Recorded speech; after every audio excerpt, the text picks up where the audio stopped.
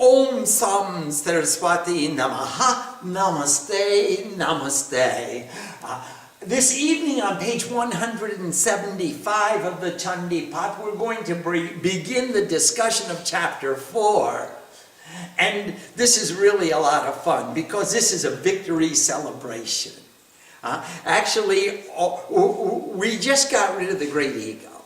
We cut down the generals in his army. We got clarity. We got understanding. We got a sankalpa. We got all the things that we needed to withdraw the energy from the ego I and give it to the gods and make us shining ones again.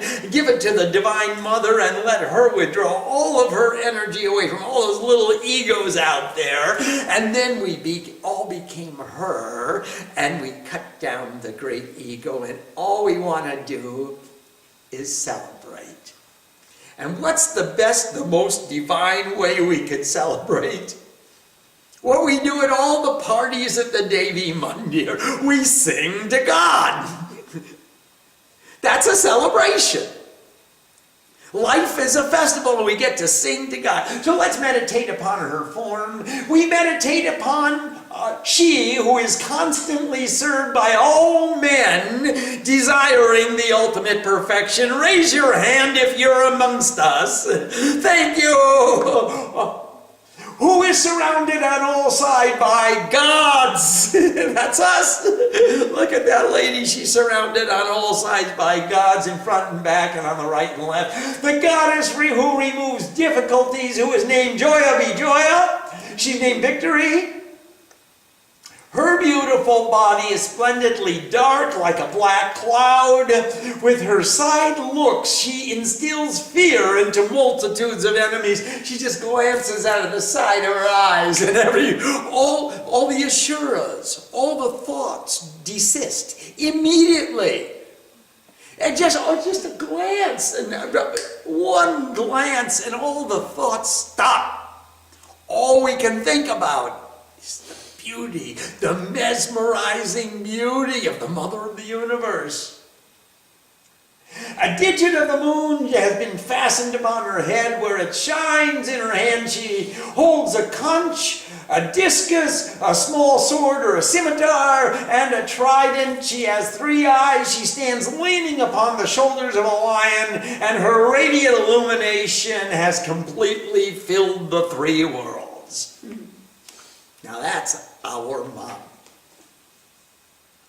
Om, the Rishi said. After the death of that excessively forceful and evil thought, the great ego, and he only manifests in thought, cogito ergo sum, I think, therefore I am. If I would just stop thinking about stuff, I wouldn't be. All I have to do is feel it. I can grok it. I can know it through intuitive cognition. It could become a priori knowledge. I view the world, the universe, the manifestation of existence as the embodiment of the Divine Mother in every form. And the destruction of his army of perturbations. They're always perturbing us. They're calling all manner of consternation. They make us confused and conflicted and depleted of energy, and a lack of unity and a lack of illumination is what all those thoughts cause the servants of the great ego. The rule of the pure, that's us, along with other divine ones, all the gods and goddesses got together, led by Indra, the rule of the pure, with their heads bowed in reverence, began to sing a hymn of praise to the Supreme Empress Srima. Their beautiful bodies were filled with excessive delight and pleasurable excitement. I mean, the excitement was palpable. You could feel the delight, how they were singing. And what did they say? They tried to describe her. What's she like? Her intrinsic nature is the aggregate energy of all the gods. That's us. We gave forth all of our energies, all of our illumination, all of our lights to make one light united in radiant splendor. She is the embodiment of that aggregate energy of all illumination. With her energy, she pervades the entire universe. Everything we see, cha-ra-cha, whether it moves or it doesn't move, is a manifestation of the embodiment of the nature of existence, the energy of existence. She is the most highly regarded by all the gods and seers of sacred wisdom. Of course she is. If we didn't regard her, we wouldn't be gods or seers. We would be human beings thinking about me and servants of the ego again. So obviously, when we become seers and gods and illuminated beings, we are thinking regarding her. To the Mother of the Universe with the greatest intensity of devotion. Where have you heard that before? With the greatest intensity of devotion of which we are capable of offering to you, we give reverence unto her. May she grant us all welfare. Shud Pavitra Chirstai Vyakulata Ananya Bhakti. Please, all welfare. Whose incomparable greatness and strength, the Lord of the universe, masculine, the voice can't describe her, who creates, preserves, and dissolves the creation, is incapable to extol. He was the embodiment of Brahma, Vishnu, Maheshwar. They can't even define the limits of infinity. They can't describe her infinite energy. May that supreme empress, she who tears apart thought, she who tears apart duality, she who rips apart my ego, she who takes all the energy away from the Asuras and gives it to the gods, may she think to protect the entire gross world and destroy fear and impurity. Please! I mean, if there's any nice seva that you'd like to do for us poor devotees, Mom, destroy all fear and impurity. She is the goddess of true wealth in the homes of virtuous souls and is the misery of those who perform evil. She is intelligence in the hearts of the pure-minded, faith to the truthful, and humility to the truly noble. Well, all the pure qualities that we see in various individuals, whether it be intelligence or faith or humility, it is her grace, it is her blessing, it is her energy. To that divine goddess we bow in reverence. Please protect the entire universe. How can we describe your inconceivable form or your uncanny behavior displayed in the battle between all the gods and thoughts? How you valiantly slew the thoughts and other evil ones? How do you say it? No words to describe. Niti Nanda. In the origin of all perceivable existence, you are the cause. You're the cause of the origin. You define all form. You are Mahamaya, the great measurement, the great limitation of all existence. Within all existence, you are the three qualities of nature, Sattva, Raja, Tamo, conception, activity, and rest. These three exist in you, but you have no connection with any of their defects. So they exist in you, but you're not responsible if we have a preponderance of tamas. It's not your fault. You are just sattva, raja, tam. We are out of balance. The ego is out of balance. If we are gods and goddesses in the kingdom of delight, we're not out of balance. We're in perfect balance. We have no defects. So you are sattva, raja, tamaguna. If I have too much rajas and I get angry and I can't sleep and I'm always working, I become a workaholic, then that's not your fault. That's the ego.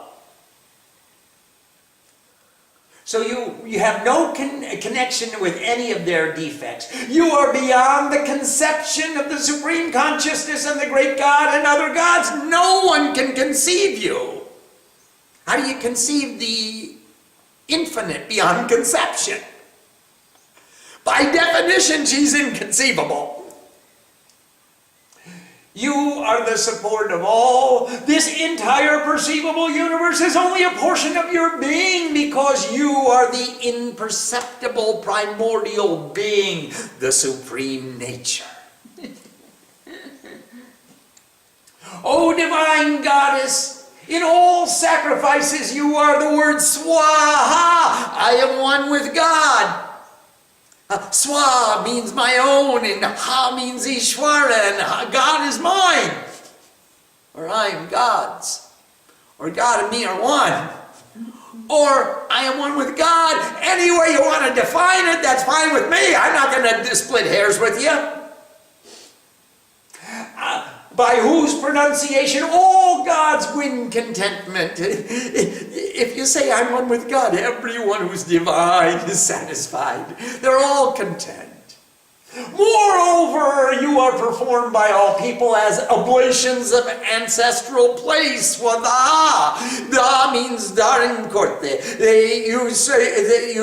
You support. All the support of the universe is my own. All that is supported is mine. That's the word of praise that we use to propitiate the ancestors by saying thank you. You have supported this entire universe. You've supported the genealogies. You supported the lineage. You support me. Where I am today is a consequence of your support. If you didn't support me, if you didn't support my pop and my grandfather and his grandfather and all those 7 generations, 14 generations before and 7 generations before and 7 generations to come, if you weren't there supporting us, how would we have arrived where we arrived to be here right now in such a distinguished company? With such a wonderful association, doing good things with good people in a good place. Swala, the cause of satisfaction to the ancestors. O goddess, for those who seek realization, enlightenment, liberation, the inculcation of absolute freedom.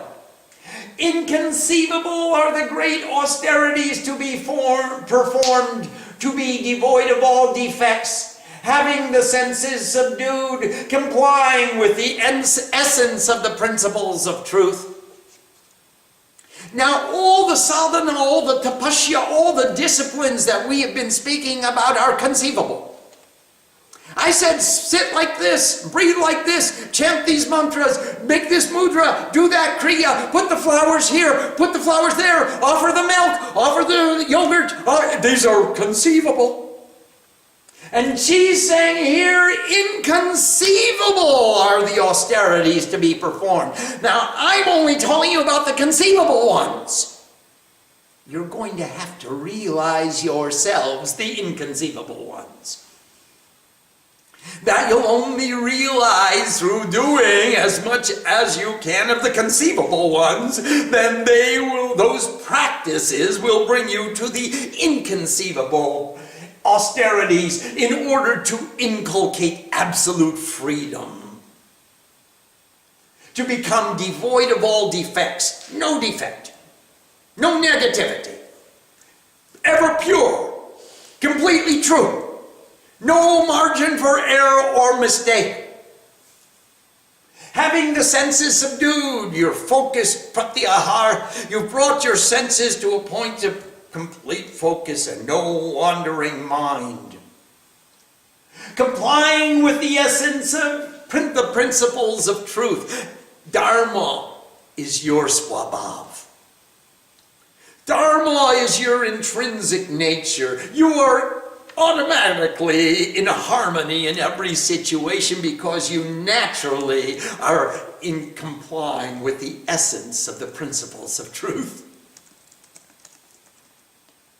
O Supreme Empress, the wise who practice yearning for liberation, that ultimate knowledge of realization is you.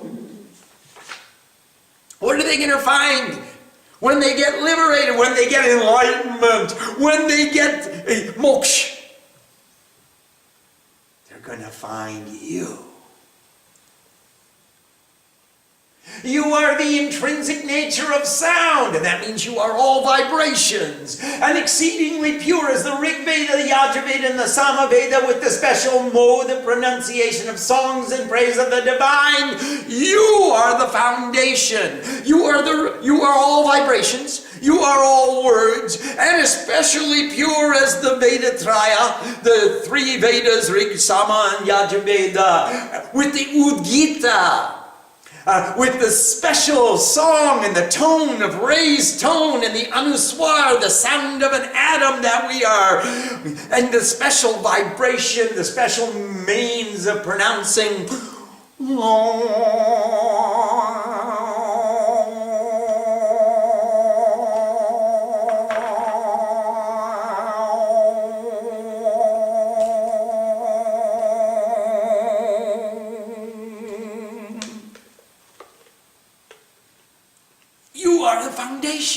You are all vibrations. You are the Nada Shakti. You are the subtle sound of all speech. You are the special mode of pronunciation of songs in praise of the divine. You are the foundation. You are the three Vedas and the Supreme Empress. The generation and protection of the universe is the activity that you manifest. Oh, you make a creation and you protect that creation. And you are the destroyer of fear and torment in the entire perceivable universe. Mom, get to work. Oh, Goddess, you are the energy of intelligence by which the essence of all scriptures is understood. Thank you. Oh, as the goddess who relieves afflictions, you are the boat that takes aspirants across the difficult sea of worldly thoughts unbound by attachment. Here we are in this ocean of existence, this ocean of confusion, and we're traveling from the shores of individuality to the shores of wisdom and unity. And you are the boat that takes us across, unbound by attachment. You manifest as the goddess of wealth in the heart of consciousness to do battle with the desires of want, of too little and too much. And as the goddess of light, Gauri, to Lord Shiva, who wears the moon as a diadem. That's his crown. The smile on your face shines like pure, like the splendor of the full moon's reflection. Just like the full moon's reflection is your smile. Or excellent, like excellent gold, desirable as beauty enhanced by love. It's that kanti. It's so much, it's more beautiful because of our relationship to it. Yet still, after seeing that beauty, the great ego struck out in anger. This is a greatly incomprehensible act. How is it that the great ego, me, sees the beauty of you and doesn't just want to surrender immediately? I mean, I see how beautiful it is to be in the presence of the Guru and in the presence of God and the presence of the Divine Mother. Why don't I just stop fighting and saying, I gotta be me, I gotta be true to my values, I gotta have my goals, I gotta have my way. I did it my way. How is it? That's extremely incomprehensible.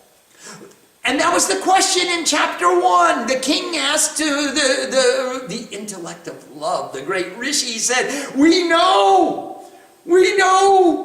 And still we're acting like fools without discrimination. If we didn't know, you could teach us. But we already know, and we see the defects of our thinking, and we see how stupid it is. Why are we still thinking like that? This is extremely incomprehensible.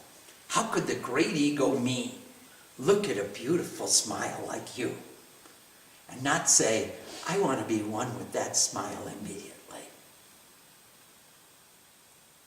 Oh, goddess, it is even more incredulous still that the great ego did not quit his life immediately upon seeing your wrathful face, terrible with brows knit and of reddish hue like the rising moon, like the blood moon in the month of April. For who can maintain his individual self upon seeing the ruler of dissolution?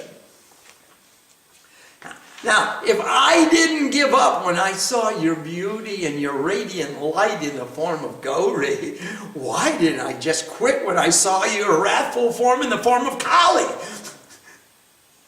This is even more incomprehensible. You think I'm going to be able to defeat Kali?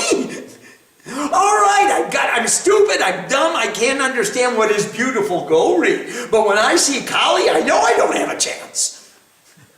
This is even more incredulous. Oh, goddess, be gracious.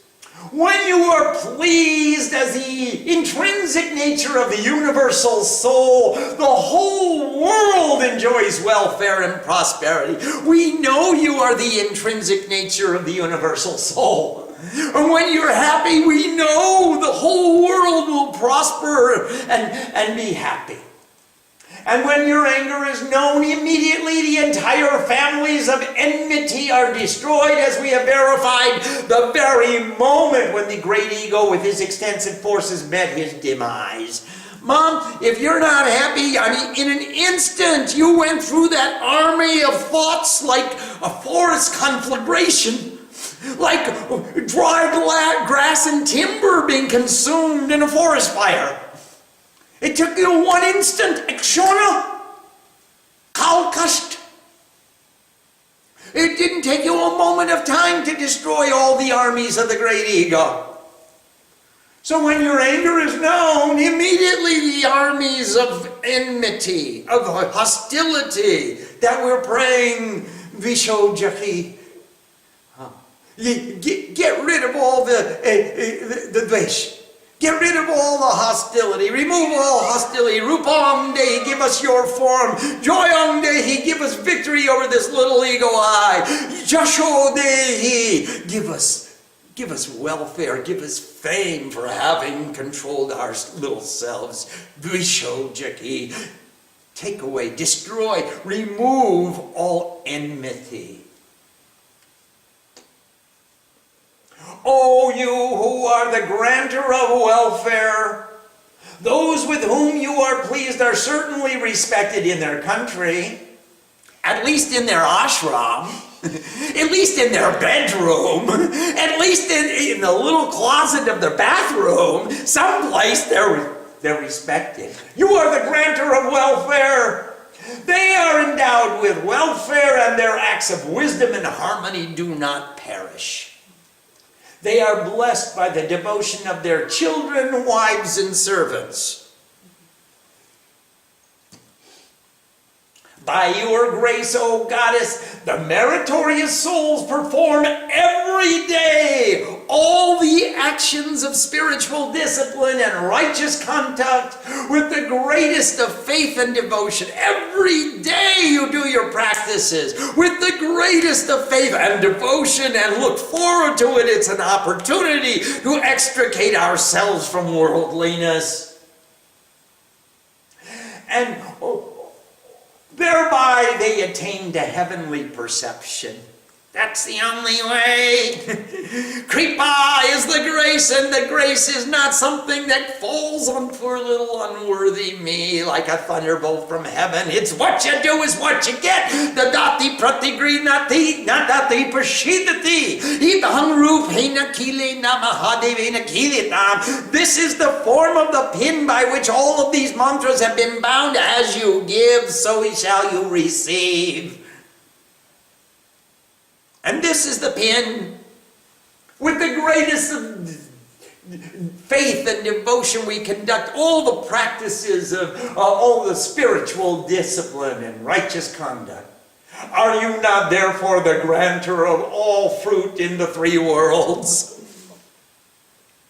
I believe. I think you are.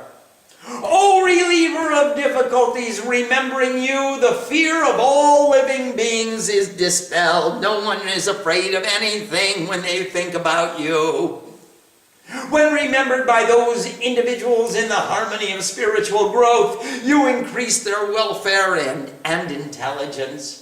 Who is like you, O dispeller of poverty, pain, and fear, whose sympathetic demeanor always extends compassionate assistance to everyone? Mama, who's like you, who that cooks for everybody every time she goes outside? She carries bags of groceries wherever. Even she goes to the store, she takes prasad for all the workers in the store.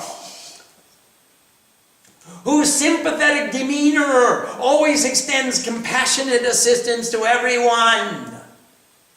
The entire cosmos, the Milky Way, all the galaxies, all the universe that we can conceive is pleased by the destruction of this enmity. And even though these ill-advised beings committed sins sufficient to warrant an infinite suffering in hell, nevertheless, let them attain to the realms of heaven by meeting their demise in the battle with me. And thinking thus, O goddess, certainly you destroy all enmity. And every time we are injured, and every time we are offended, and every time we are afflicted, we say to all our oppressors, go to heaven. Thinking thus, O goddess, you destroy all enmity. There is no wish. There is no conflict. There is nothing bad happens to the guy who says, go to heaven. I mean, if you say to go someplace else, you might get the fruit of your blessing. But if you say, go to heaven, you might also get the fruit of that blessing too. She takes away all the enmity. Instead of cursing people, we bless them. I bless you. Go to heaven. Thinking thus, we remove and diffuse all enmity, all obstacles, all enemies. Cease to be enemies. Wait a minute, you're blessing me? I just offended you. Why are you blessing me when I offended you? That's the fruit of your karma, mister. I'm blessing you to go to heaven. Just get out of my face. Go to heaven. Hit the road, Jack. Why is it that your one glance does not reduce all thoughts to ashes? Hey, you can do it. Why are you making us struggle? What's the point? You like to see your kids squirming and uncomfortable? Why don't you just look at them with one glance? And you'll destroy them and make them turn to ashes. So that being purified by the weapons, these thoughts may be raised to the highest worlds. You are so benevolent that you think for the welfare of even your enemies. So if they were just to go, Ma would just glance at them and they become ashes, then they wouldn't be purified. They'd just be ashes. How do they get rid of the karma that they had? They came into manifestation with all this karma. They have to be purified by struggling in the battle with purity.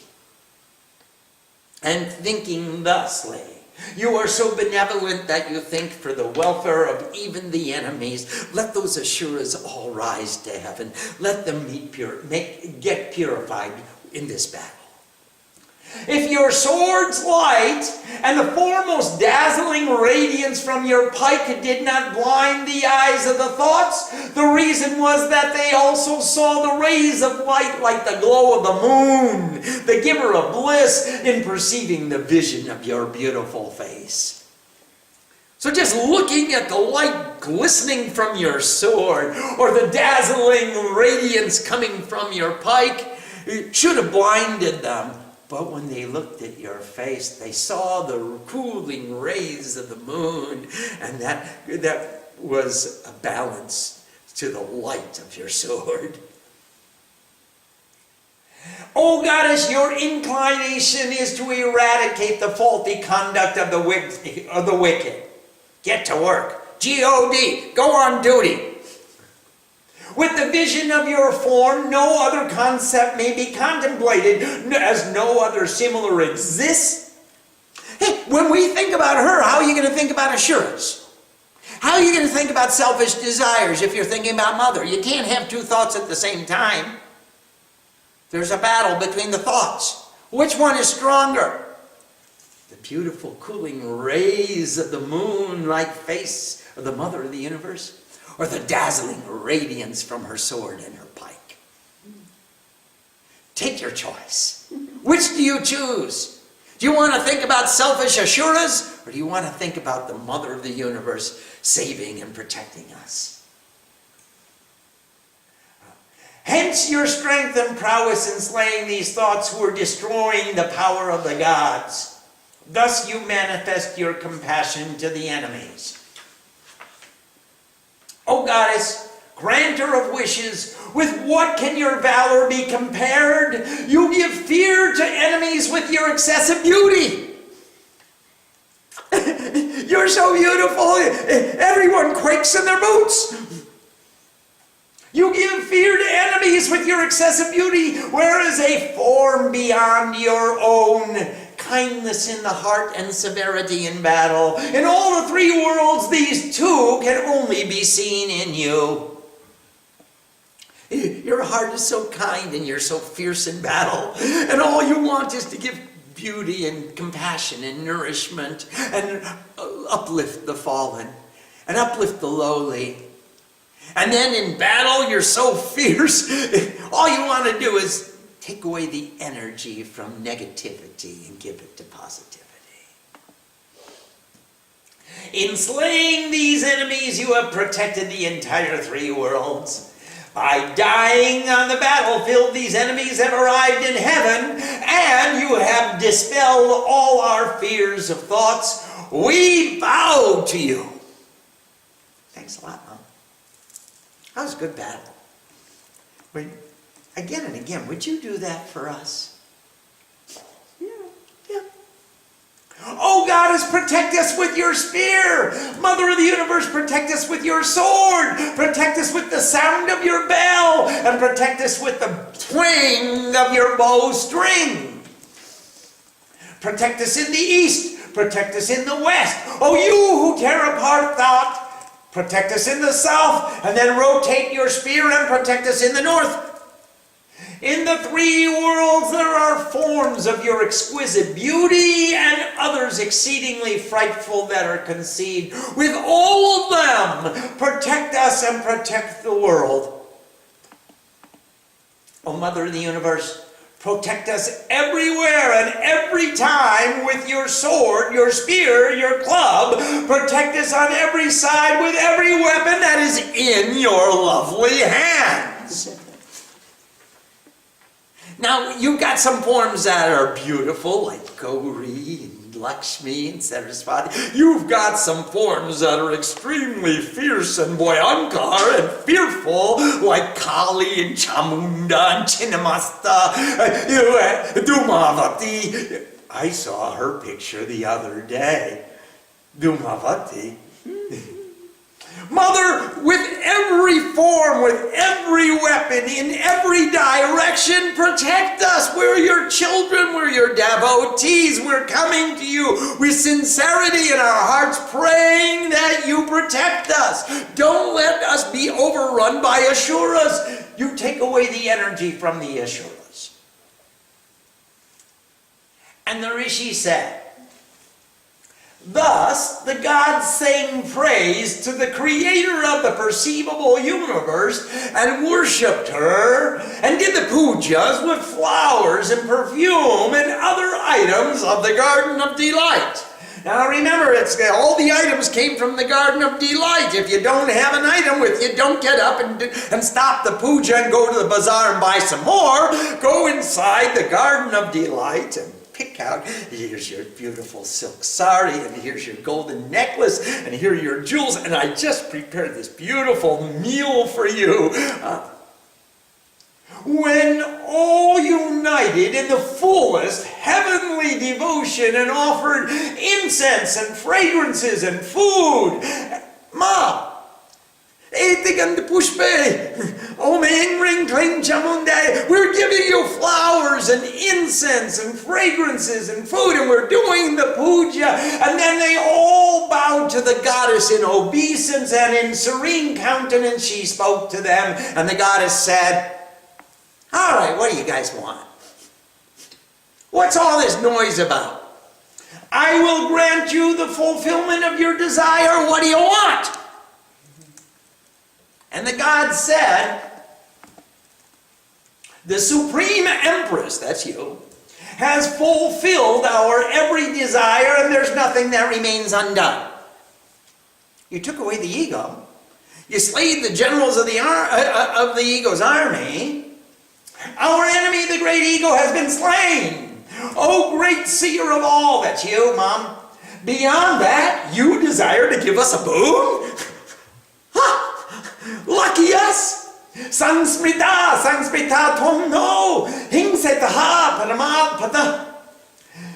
Then, whenever we will remember you, then and there, immediately, you will give us intuitive vision and remove our every distress. And, oh Goddess, oh Mother of the Universe, whatever humans, that's us, praise you. With these verses, may you increase their knowledge, prosperity, and greatness, as well as their other possessions in life. Oh Mother, always be pleased with us and grant us welfare and prosperity. Two possibilities exist when we recite these verses. We come with Indra and all the other gods and goddesses, and as gods and goddesses we say, Mom, whenever we remember you, then and there you will give us intuitive vision. You'll put us into the bliss of unified consciousness. You'll put us into the samadhi.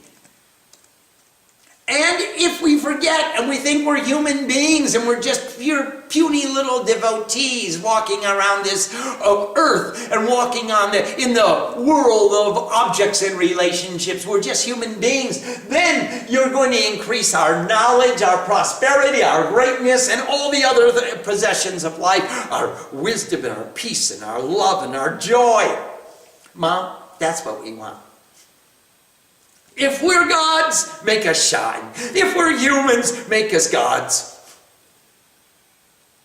And the Rishi said, O king, when the gods prayed for the welfare of themselves and the world, the excellent one beyond time was pleased and sang, Evamastu, Tatevastu.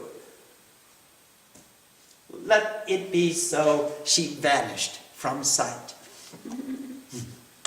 Your Highness, now remember, the Rishi is telling the story of the king. I have told you the story of how in times of old the goddess who desires the welfare of the three worlds was manifest from the bodies of the gods. Remember in chapter 2 we put forth our lights. All the lights united into one light. The light took on a female form and became the embodiment of the Mother of the universe, who was wearing a yellow sari with a red border. And now, O virtuous soul, in like manner I shall narrate to you of her appearance from the body of the goddess of light, the slayer of the vicious thoughts, self-conceit, and self-deprecation, and the giver of assistance of the gods in order to protect all the worlds. Please listen to this entire episode being narrated by me, Hrim Om. So I told you already the story of the balancing of too much and too little, and how Brahma prayed to Mahakali, Yoga Nidra, the goddess of sleep, and said, get out, wake up Vishnu. Take your energy of sleep away from Vishnu and let him fight with these Asuras and put them into balance for me. And now I told you how the goddess was manifest from the united lights of all the gods. She became manifest, and she took away the energy from the great ego and all the generals of his army. And now, next, da-dum-da-dum, we're going to begin the third episode, which is how she manifested in order to slay self-conceit and self-deprecation. Om Sam Saraswati Namaha. Namaste. Thank you. Namaste, everybody. Let's see if there are any questions. This is a really packed a chapter which has a lot of knowledge and inspiration. There she was, being celebrated by all of us who are freed from the armies of the ego. We have a question from Laura. Namaste, Laura. These Asuras, who would have otherwise gone to hell, went to heaven because they dared to battle directly with Chandi. They were greatly blessed when they acted so arrogantly. I feel confused by this. How does this principle apply to our daily lives? Laura, every time we are confronted with any confrontation, with any kind of conflict, rather than becoming egotistical and a servant of the ego and responding with anger, or rather than creating enmity, or rather that we diffuse the enmity and we negotiate a win-win resolution. And this is how we use this knowledge, thinking for how can I raise my friend to the highest place, the highest position I possibly can, that will diffuse all enmity and raise me as well. I get the fruit of my karma. As he gives, so shall he receive, and this is the form of the pin. And thinking thus, certainly we remove all enmity. So now, let's not only put ourselves in the other person's position, but let's say, I want even a better position for them. I'm going to raise them to heaven. How can we resolve this immediate circumstance in such a way as you go to heaven? Because you can't get there by yourself. You got to take me with you. Oh, you can't get to heaven in Laura's car. Cause Laura's car don't go that far. Next question. We have a question from Sadatmananda in Washington. Namaste, Sadatmananda. Namaste.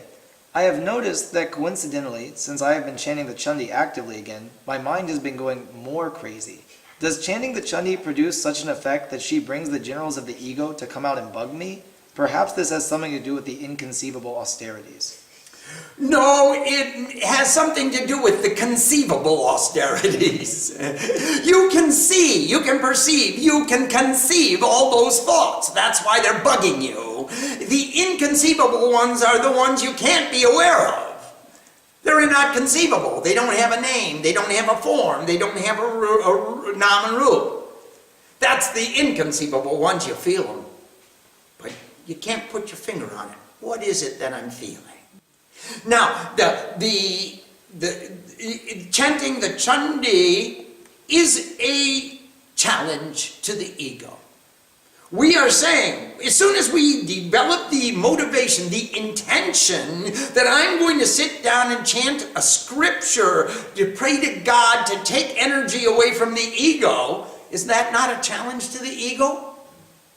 Certainly, it's saying, I don't want to preserve individuality at the expense of others. I want to unite with everyone I come into contact with. I want to unite with God. I want to give up this ignorance of duality. And that in itself is a chunoti, a challenge to the ego. And as soon as we challenge the ego is bound. He's obligated to put up his defenses and to strike back. and show you, oh no, you can't sing you can go ahead and mouth the words, but I'm going to show you other movies while you're singing it. I'm going to make you think other thoughts. My generals will attack you. Akraman! And they do. And that's the reason that you're aware of it now. Otherwise, they're attacking you every minute of every day. But suddenly you sat down and said, I don't want to see these generals in the armies of the ego. And then they say, oh, here we are. Take a look at me. So it's not because you chant the Chandi that the ego is strong. It's because you chant the Chandi that you are aware of the ego and the generals coming. Suddenly you have a goal defined as getting rid of the ego. And now the ego is there and you see his every movement, how devious those generals are. So don't be dismayed and don't be dissuaded. Go ahead full force with your sankalpa.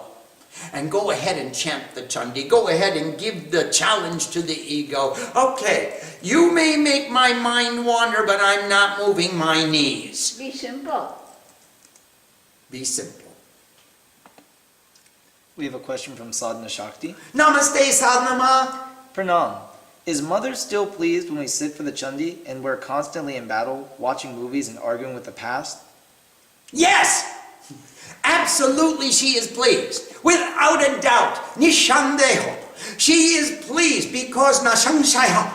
She is so pleased because we are trying to do something. We're not accepting mediocrity as a way of life. I'm not accepting bondage to worldliness as the definition of my existence for the rest of my life. I'm saying I am taking responsibility and I'm taking affirmative action. I'm going to do something to change it. I'm going to exercise my free will power, and I'm going to use that power to the best of my ability to do something pure. I'm going to go to a pure place with pure people and do pure things. Like I'm going to the Devi Mandir and to sit with Srima and do worship.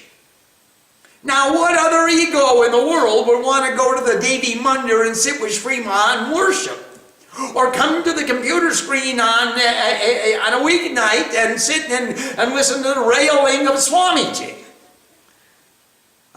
You have to be motivated and inclined and have an intention that I want to take affirmative action to change this bondage. I am seeking liberation from the bondage. Sadhana, that in itself is praiseworthy, and the Mother will bless us. Without a doubt. When you come here, she feeds you. I mean, if she didn't think your behavior was respectful or respectable, why would she encourage you to come? She'd say, hey, you're going to the movies. I don't want you here. That's not what she said. She said, come here, I'll feed you, I'll clothe you, I'll give you shelter, I'll pay your utilities, I'll take care of you. Come here and do sadhana. Such a mother. That's quite a mother we have. And that's obvious that she's pleased with what we're doing, with what we're trying to do, with our intention, with our goal, with our motivation. She is pleased. Yes, please. We have a question from Nanda in San Jose. Namaste, Nanda. Namaste. What is a kriya and do we use it in our tradition? We use kriya every time we move. Kri means to do. Kriya is something that has been done. Did you do something? I think you did. You pushed the button on your computer. You pressed a key. You scratched your nose. You scratched someplace else. Nanda, those are all kriyas. It's been done. Now, amongst all the kriyas, all the things that have been done, some are very nice things to be done, and some are defined and motivated and orchestrated and performed for the purpose of demonstrating the sincerity of my aspiration. I define certain kriyas. For example, here's a mudra I'm doing. That's a kriya. I just did it. And that means the bestowing of wisdom. That's a mudra. Yeah, it's a kriya. And then there's Kriya Yoga. I'm bringing the energy through my chakras. That's the yoga through doing something. Kriya Yoga. I come into union because I did something. It's not because it comes to little old unworthy me. I do something, and that doing makes me worthy of receiving something. For example, you turned on your computer and you turned to the webcam at srimad.org. You did something, that's a kriya. And you did something that made you worthy of getting something, which was the silly talking of the Swami sitting up there in front of the webcam. Now you get to listen to all that stuff and filter it out and discriminate as to what is valuable and what is not. And that's the fruit of your kriya. Every time we act, we perform a kriya. There are certain kriyas in the puja which are legislated, mandated.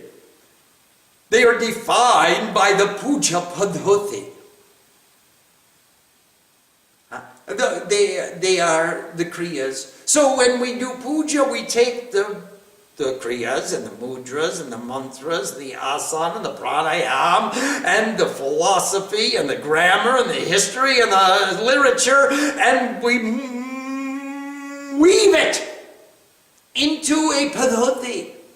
The padhuti is the tantra. And the tantra is weaving together all the branches of knowledge that we have studied, and that's a kriya. You did something, you wove. We all became weavers, like Tukaram. He was a weaver.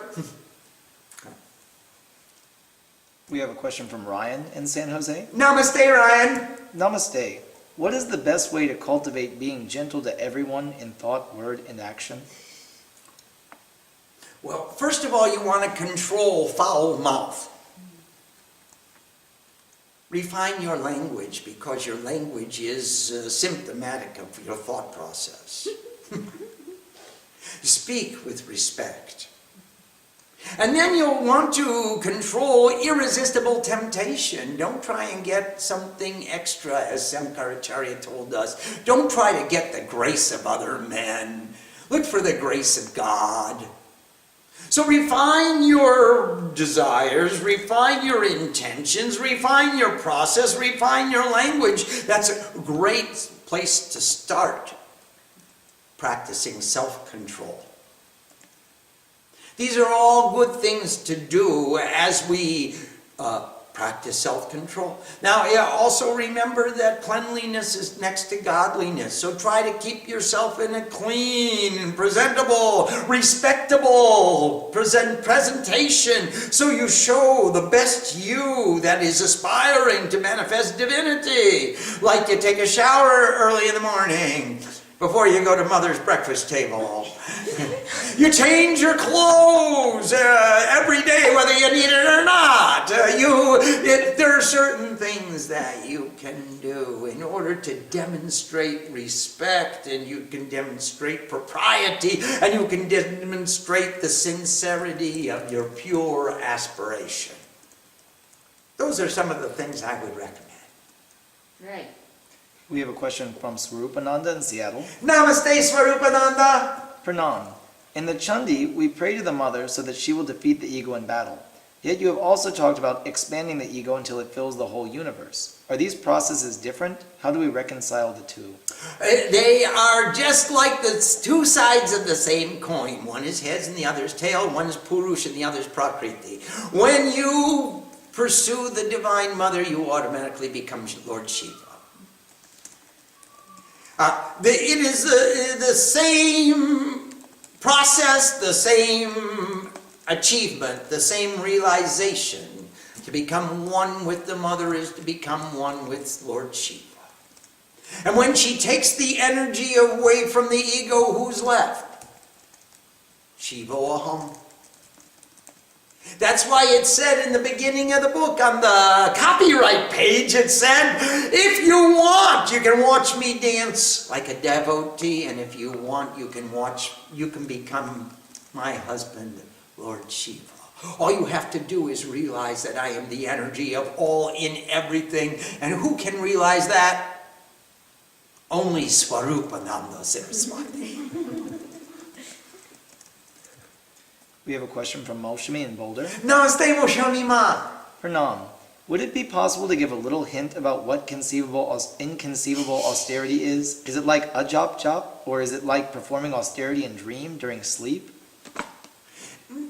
Moshami, those are both conceivable. They have words. They have rup. They have nam. I am talking about inconceivable austerities. They're beyond words. We can't even begin to define what are those austerities, what are the limits of infinity, how does it expand, how does it just keeps growing and growing and growing. It's inconceivable. So start with all the austerities that we can conceive. I'm going to expand my asana, I'm going to expand my pranayama, I'm going to expand my Chandi Path, I'm going to extend. These are all conceivable austerities. I can conceive that, and it's doable. And as we get deeper and deeper into the intensity of what is doable, we're going to grok the inconceivable austerities. There is no hint. The only hint I could possibly give you, Moshami, is go to the limits, the edge of infinity, and then start your austerities from there. We have a question from Vivekananda in Seattle. Namaste, Vivek. Will Mother give us darshan during the sadhana before we attain samadhi, or will we have to wait until that happens? I only ask because I feel like I need her darshan, and samadhi might take a long time. Well, her darshan can come before you go into samadhi. They are not exactly the same things. When you see the vision of the Divine Mother, and it doesn't mean that you're completely submerged in pure intuitive vision. It doesn't mean that all is the measurement of your mind.